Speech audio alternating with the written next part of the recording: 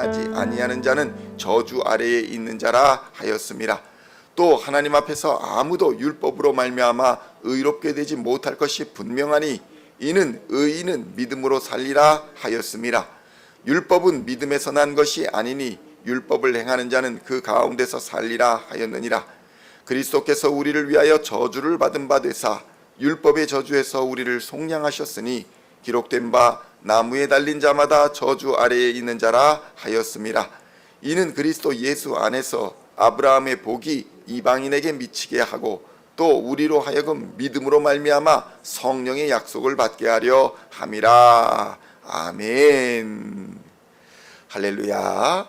오늘은 갈라디아서 3장 1절로 14절까지의 말씀을 본문으로 의인은 믿음으로 살리라 라는 제목으로 은혜의 말씀을 함께 나누고자 합니다. 성도 여러분, 갈라디아 교회는 초대교회입니다. 그런데 이 초대교회는 여러 가지로 혼란스러웠던 교회입니다. 사람들은 초대교회가 열정 있고 뜨거웠고 기적이 있고 은사가 넘쳐나는 교회로 생각하지만, 물론 그런 역사도 있었지만 바른 진리의 가르침이 없었기 때문에, 없었다기보다는 혼란스러운 가르침들이 들어와 있었기 때문에 여러 가지로 혼란을 겪던 교회가 바로 초대교회였던 것입니다.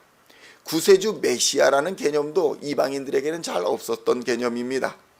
그래서 이방인들은 자신들의 죄를 인식하는 것도 쉽지 않았습니다. 하나님도 모르고 예수님도 모르는데 하나님을 반역한 것이 죄다 이렇게 설명을 하면 그게 뭐요? 라고 말하는 일이 허다했다는 것입니다. 수많은 신들이 존재하고 있는 그리스 로마 시대에 하나님과 예수님, 성령에 대한 개념을 가르치는 것도 쉽지 않았던 것입니다.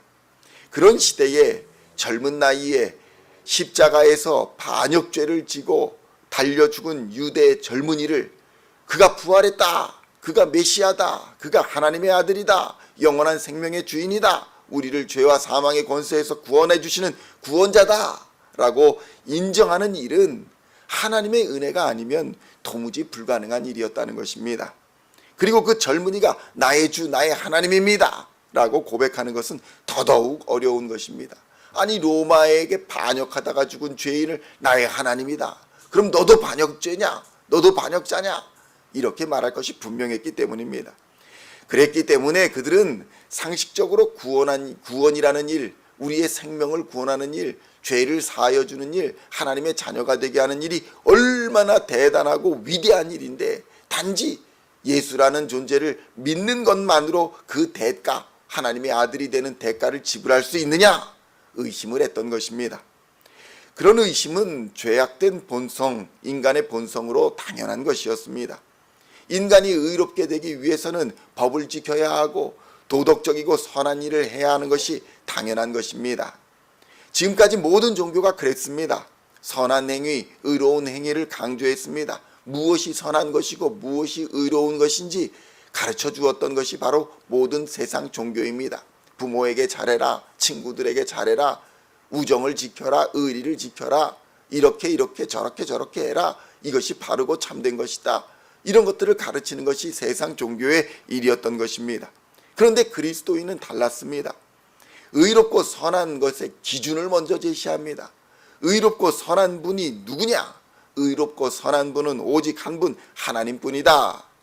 그러니 모든 인간은 그분의 기준과 그분의 도덕적 의로움에 도달하지 못한다. 그 한계를 인정하고 그분의 아들 예수 그리스도의 공로와 행위와 의를 힘입어야 비로소 하나님 앞에 설 수 있다. 이것을 강조했던 것입니다. 의로움과 선함은 우리의 행위가 아니라 예수 그리스도를 닮아가고 그 말씀에 순종하는 것에 있다라고 가르쳤던 것입니다. 그런데 율법자들이 보기에는 이것이 충분하지 않았던 것입니다. 그렇지 않습니까? 세상에서 제사 지내는 사람들 갑자기 예수 믿는다고 제사를 끊기가 어렵습니다. 아유, 예수 믿는다고 우리 부모님, 우리 조상님들 어떻게 생각하실까? 그러면서 그 관습적으로 그 자리에 나가서 향도 피우고 술도 따르고 그러면서 예수도 믿고 조상도 믿고 이렇게 어정쩡한 신앙생활하는 것이 우리 초기 기독교 한국도 마찬가지였던 것입니다. 그 한계를 인정하는 것이 그렇게 어려운 것입니다.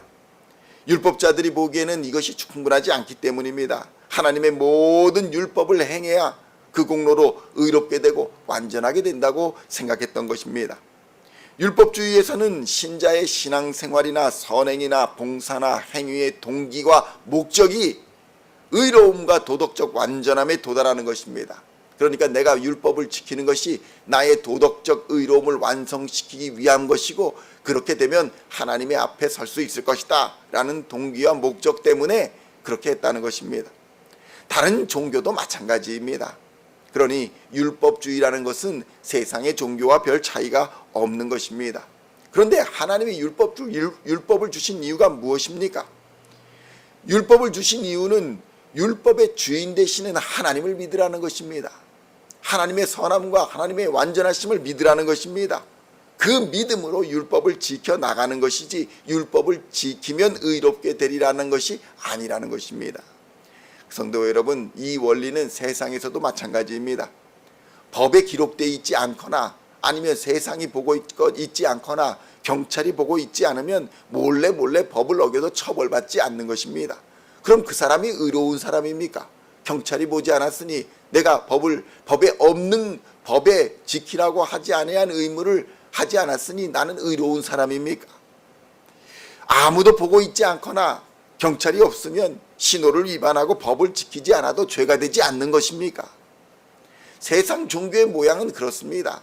겉으로 외식을 하더라도 그런 모양만 갖추고 있으면 그 사람은 의롭다 칭찬해 주는 것입니다. 그런데 기독교는 무엇입니까? 율법의 완성이신 하나님의 말씀이 육신이 되신 예수, 그 예수 그리스도를 나의 주 나의 하나님으로 믿는 종교입니다. 그래서 그리스도인은 법을 보는 것이 아니라 그 본체인 하나님의 아들 예수를 보는 것입니다. 예수라면 어떻게 할 것인가? 예수라면 이 상황에서 이 법을 어떻게 해석할 것인가? 이 관점으로 보는 것이 법이 있으니 그냥 이렇게 해야 한다가 아니라는 것입니다.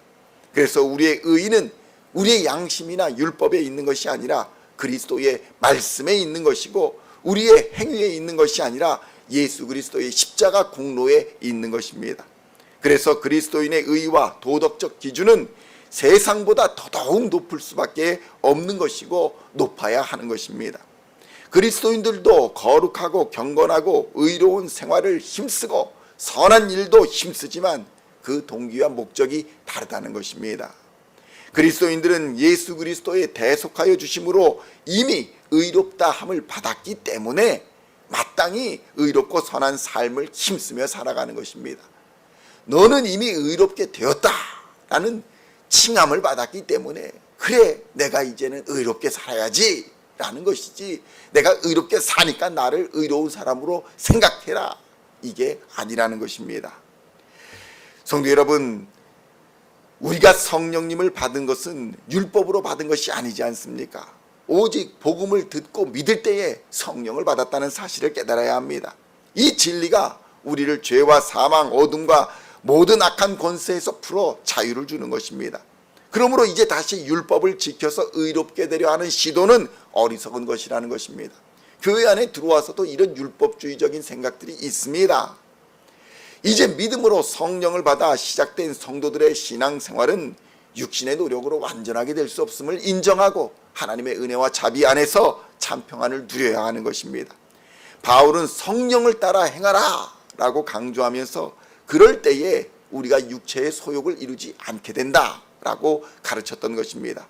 그러므로 성도 여러분, 성령의 충만함을 받으시기를 우리 주님의 이름으로 축원드립니다. 이제 다시 우리가 은혜의 복음을 포기하고 다시 율법주의의 세상 종교로 나아간다면 우리가 지금 믿는 믿음이 헛것이 될 것이고 예수 그리스도의 십자가 희생도 헛것이 될 것이다, 이렇게 바울은 경고하고 있는 것입니다.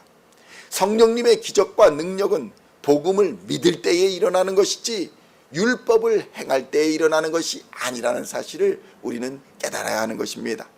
성령의 초자연적인 능력과 은사와 기적은 모두 믿음으로 말미암은 줄로 믿으시기를 우리 주님의 이름으로 축원드립니다.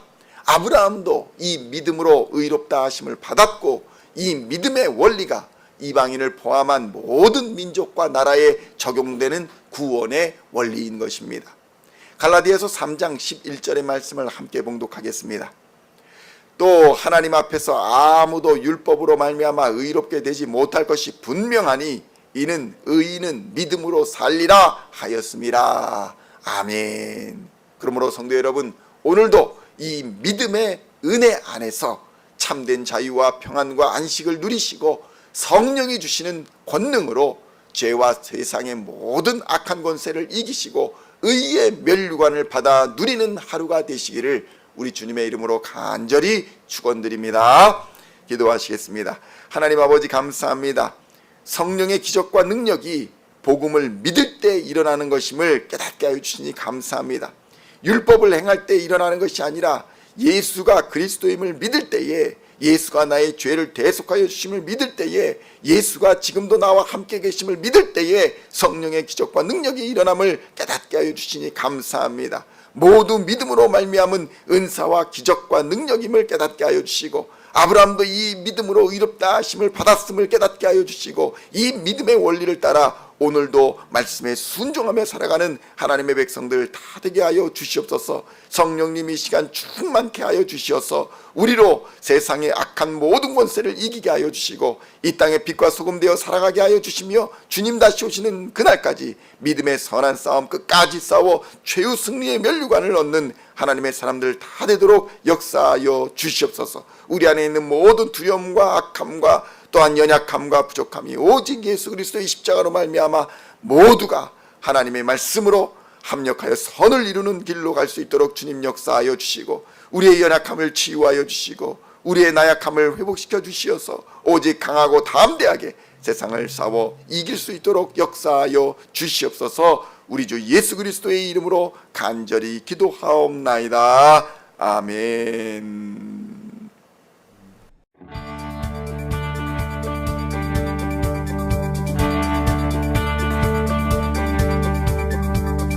Singing songs of thy praise, we are coming to you, dancing before your throne.